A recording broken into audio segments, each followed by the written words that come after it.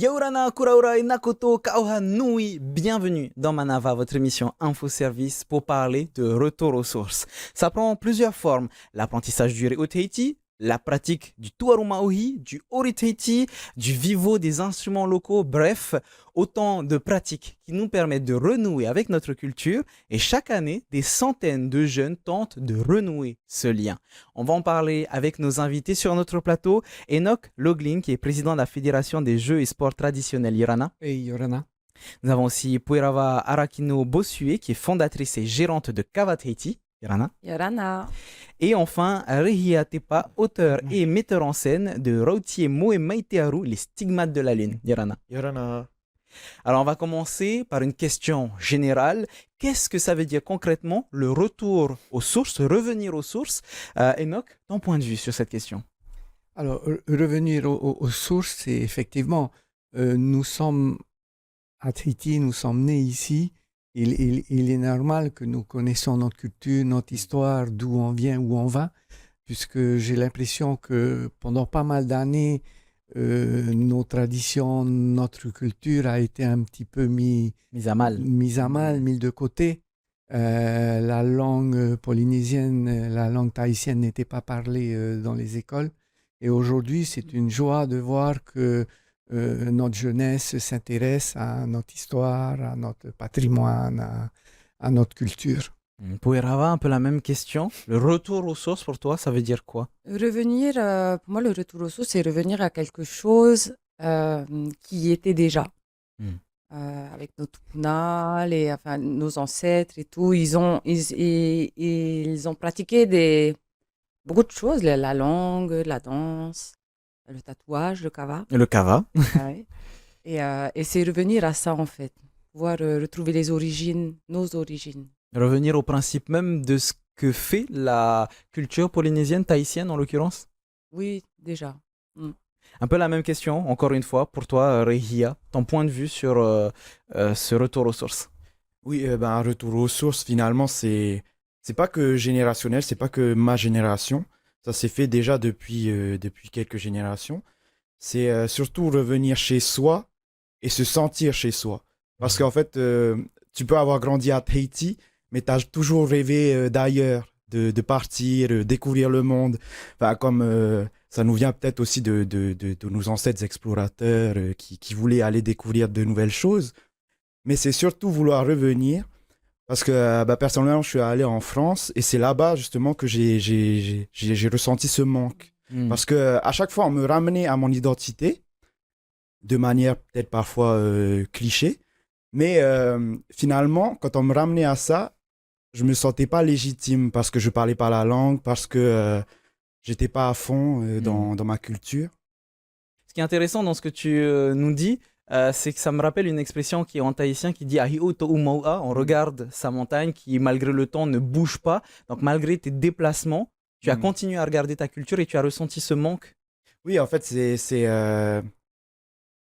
le décalage en fait, parce que du coup on me projetait une image de Tahitiens. Même ceux qui le projetaient, ils n'avaient pas forcément une idée, hein, ils avaient une idée très globale. Et moi, en fait, je me sentais de plus en plus en décalage avec cette vision. Donc, avec le fait que je parle pas la langue, que je pratique pas la culture.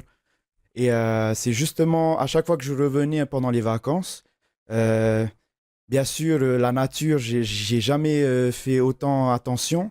Parce que quand tu vois les fleuves de là-bas, enfin de France par exemple, qui sont tout marrons, et après tu penses à tes jolis lagons bleus, que tu n'avais jamais vu aussi bleus, aussi jolis, aussi beaux. Et ouais, il y a ce côté-là, donc c'est de revenir qui t'en prend encore plus. Voilà. En fait, c'est en partant qu'on se rend compte de la chance que l'on a d'être aujourd'hui. Oui, c'est beaucoup ça.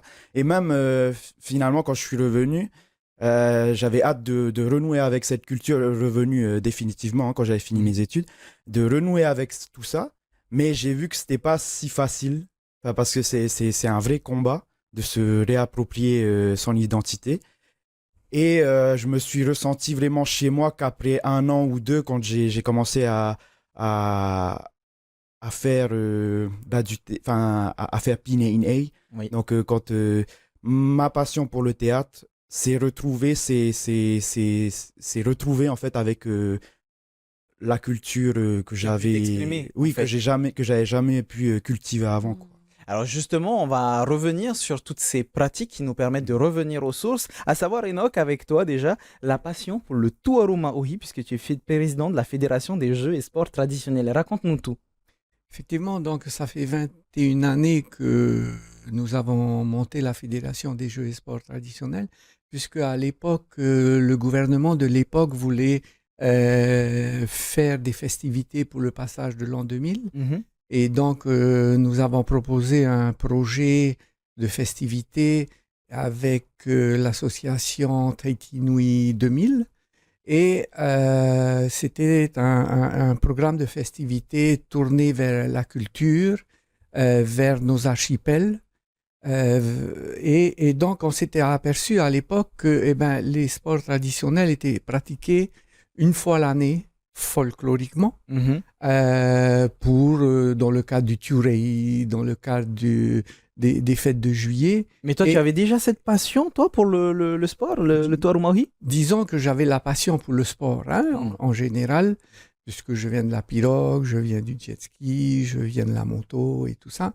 Et je suis tombé séduit par le sport traditionnel, parce que au-delà du sport, c'est une foi que les gens ils viennent avec leur foi, avec Le bagage culturel. voilà, le bagage culturel. Ils sont fiers aussi de refaire vivre cette culture qu'on a avec tout ce qui va autour.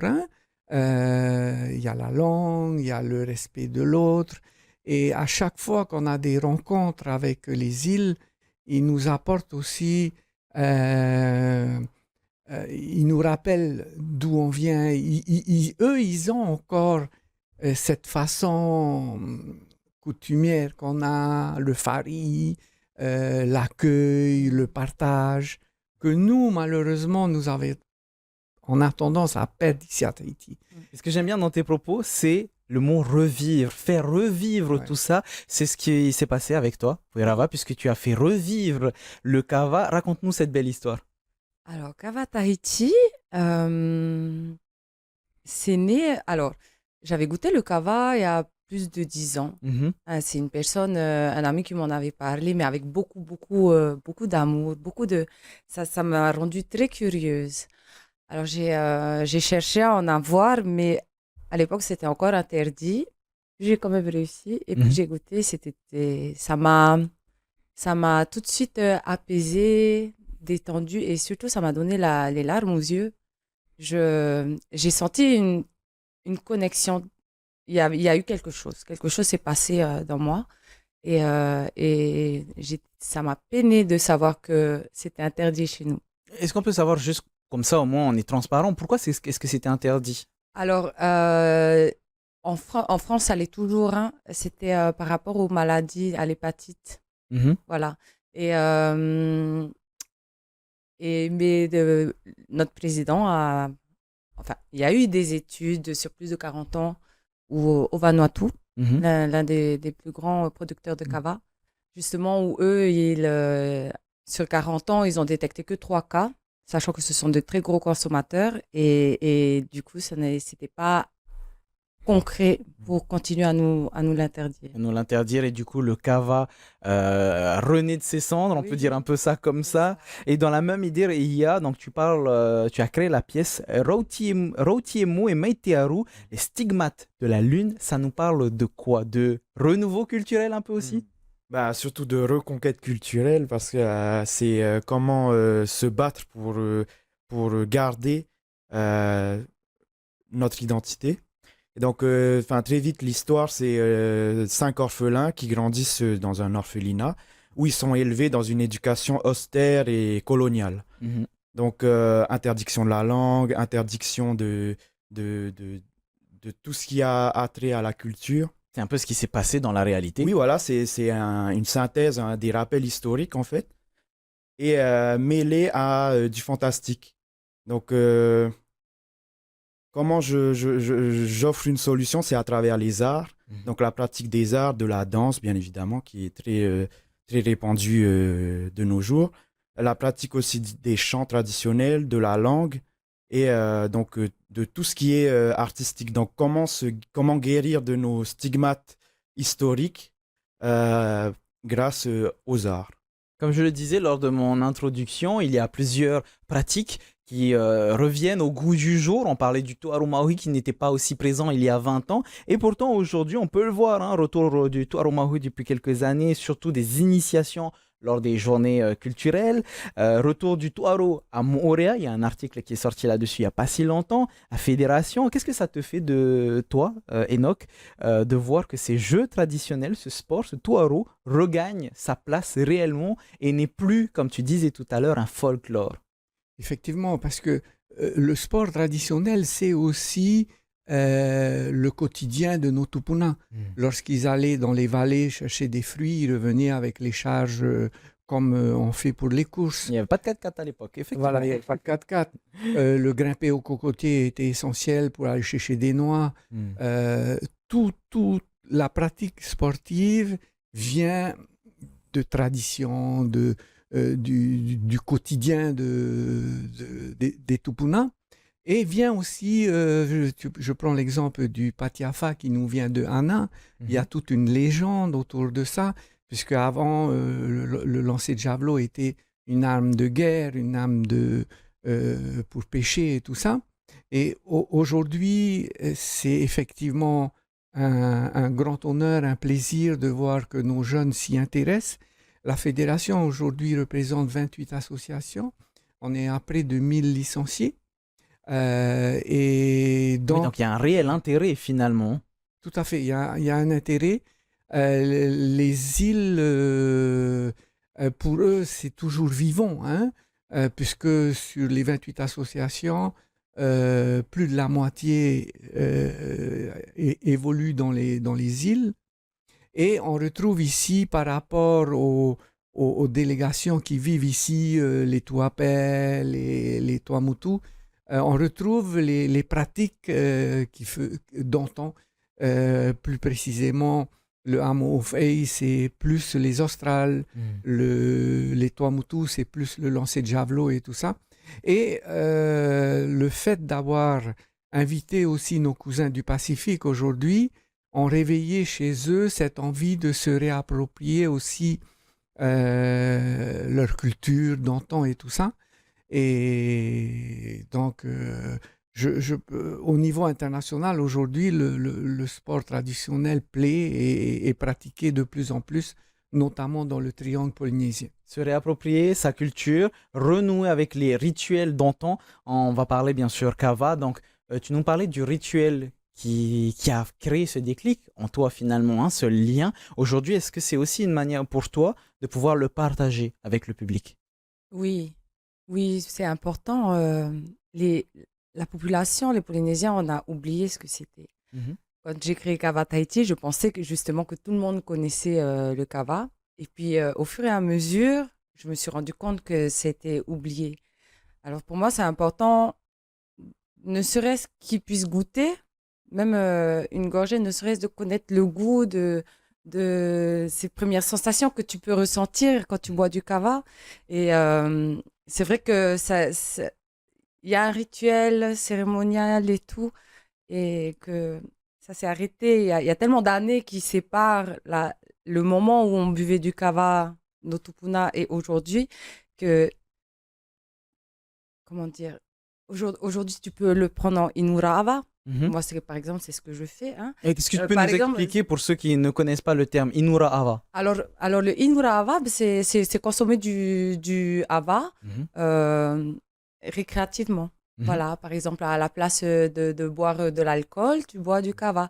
Admettons, si le Tuaru Maui ouvre les festivités par Ava, ça sera un Oro Ava, avec un métois Ava qui mettra en œuvre tout le côté culturel, la prière et le mana et mettre toutes ces bonnes intentions pour que les festivités se passent bien. J'aime bien parce que dans tout ce que tu nous racontes, il y a certaines choses que je suis en train d'apprendre en même temps sur le plateau, en même temps que tout le monde. Et moi, personnellement, j'avais entendu parler du kava, mais parce que, soi-disant, qu'il y avait quelque chose de psychotrope. Finalement, je m'en rends bien compte. Si c'est autorisé, c'est qu'il n'y en a pas forcément.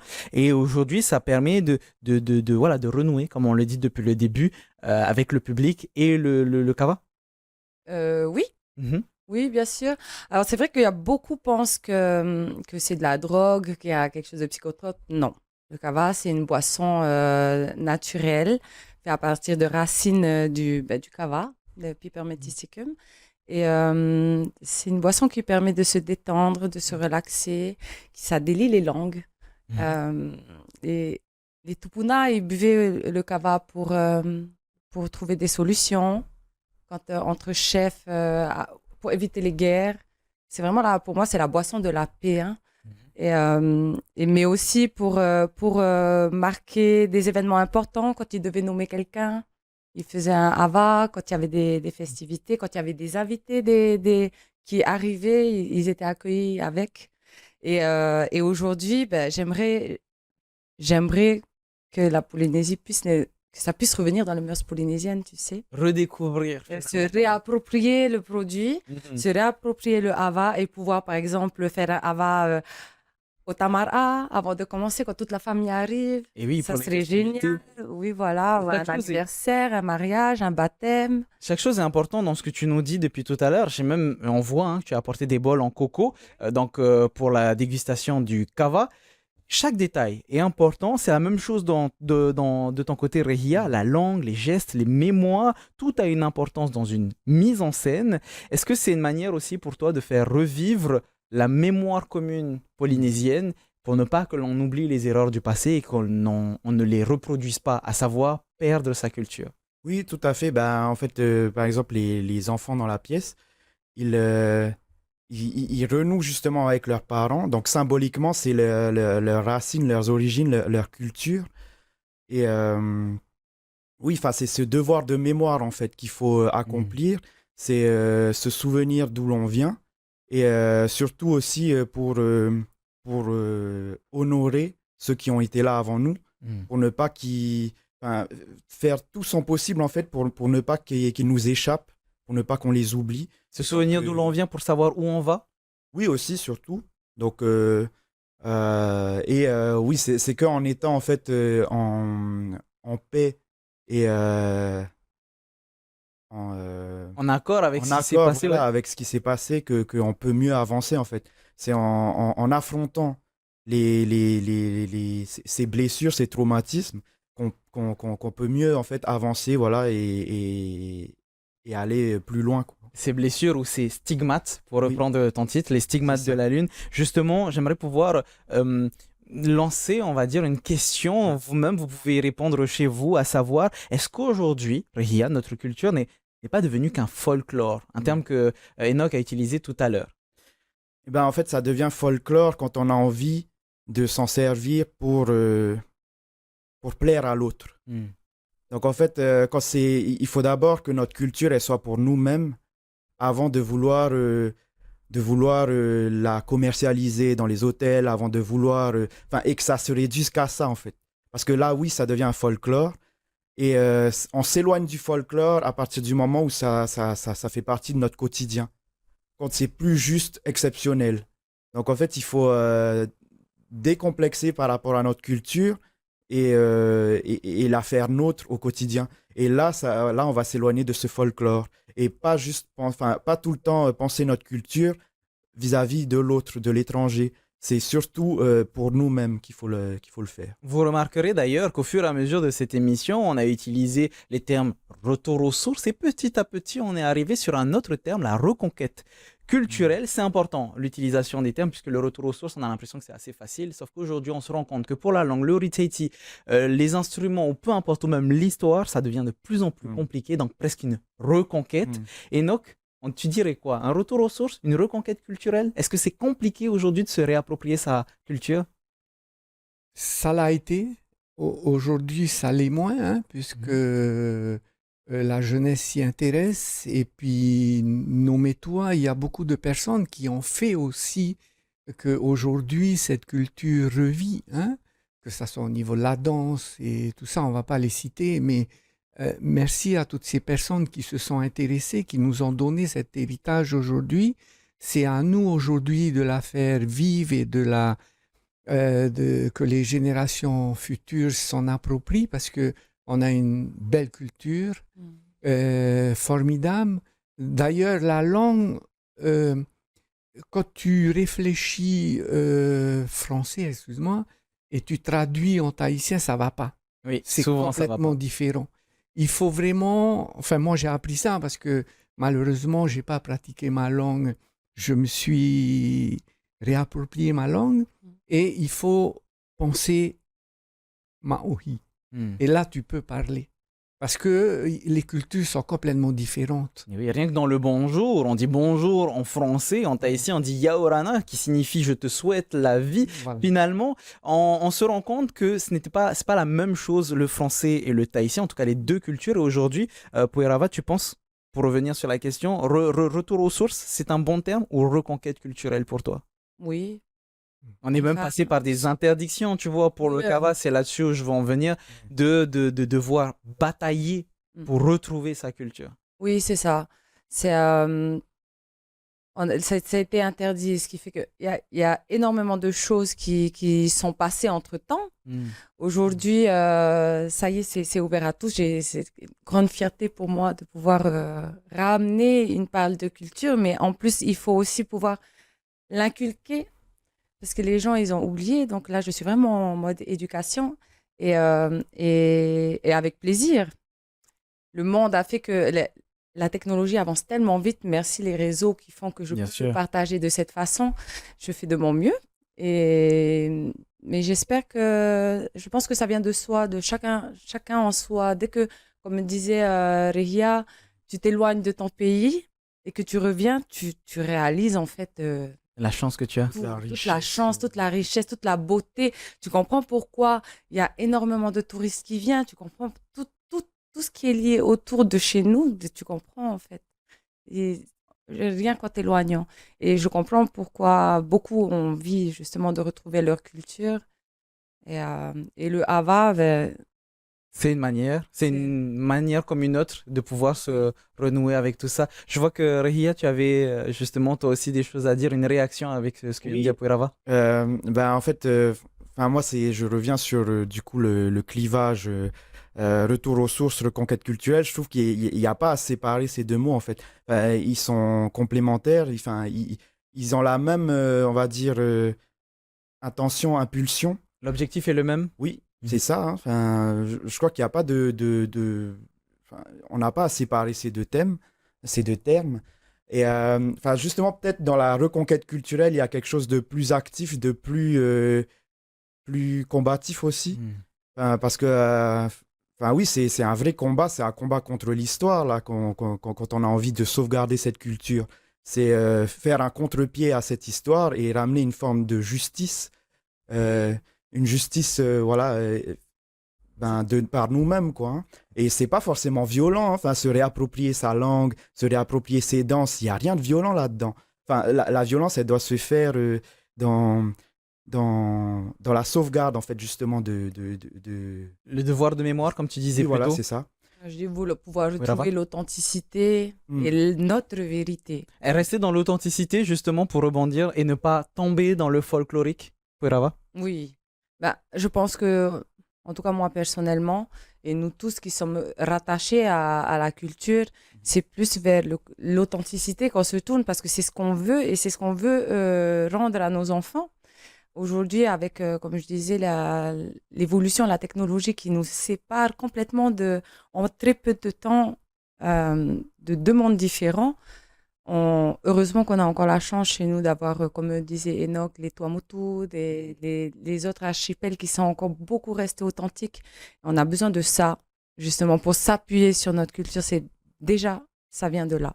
Et on pourra terminer cette émission en parlant d'authenticité. Et oui, la reconquête passe par l'authenticité. Merci beaucoup, messieurs, madame, d'être venus sur mon plateau aujourd'hui, parler de ce retour aux sources ou de cette reconquête culturelle. Peut-être que ça va alimenter vos débats à table. Bon appétit si vous y êtes justement.